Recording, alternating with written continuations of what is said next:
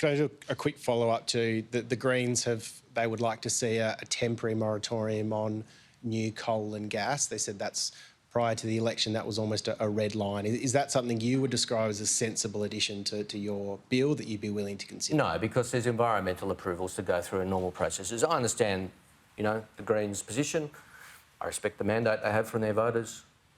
I would put to them, we have a mandate from the Australian people as the party that formed majority in the House of Representatives. As I said, and I've said the same to the crossbenchers, both Greens and Independents.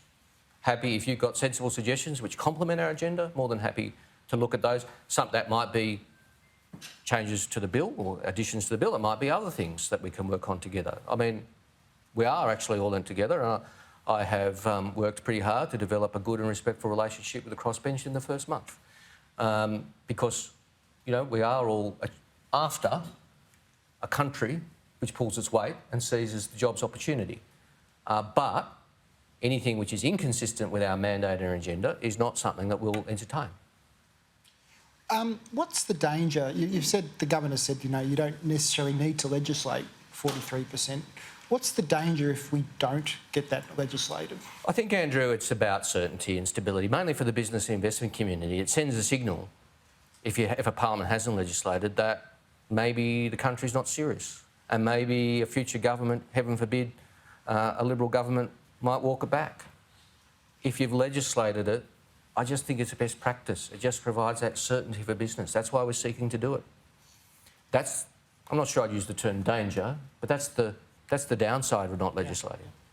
Yeah. So essentially lock in perhaps a future sort of coalition government if we have one between now and 2030. Well, I mean, the Parliament will have legislated if we're successful in getting the legislation through, which I hope to be, and certainly intend to be. But as I said, as I've been crystal clear from opposition and in government, position's the same. We'll seek to legislate, but if the Parliament doesn't wish to legislate, I mean, we're not going to spend 3 years, arguing about the legislation and sending it back and forth. We've already notified the UN.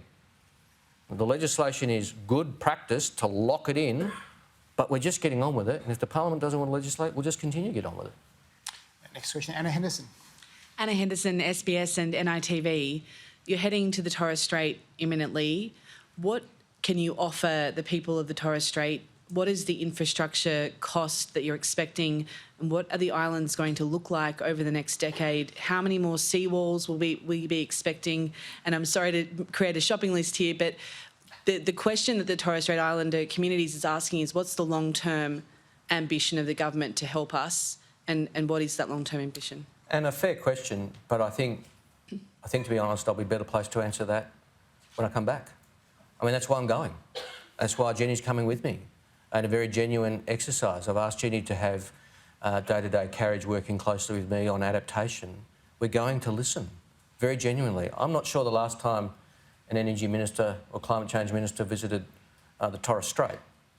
But I'm going fairly early because I really genuinely want to hear from traditional owners in a meaningful way about what they're dealing with, what they're worried about, what's on their agenda. I've had meetings with them, to be clear, virtually and in person, but I haven't been onto their country, and I'm going as a sign of respect to listen to them on their country about what they want to see happen. And then Jenny and I will bring that back, and we'll talk to our cabinet colleagues, and we'll work it through. But I'm not complaining about your question, but I'm not in a position to answer what they need until I've been there and heard from them in a very genuine process.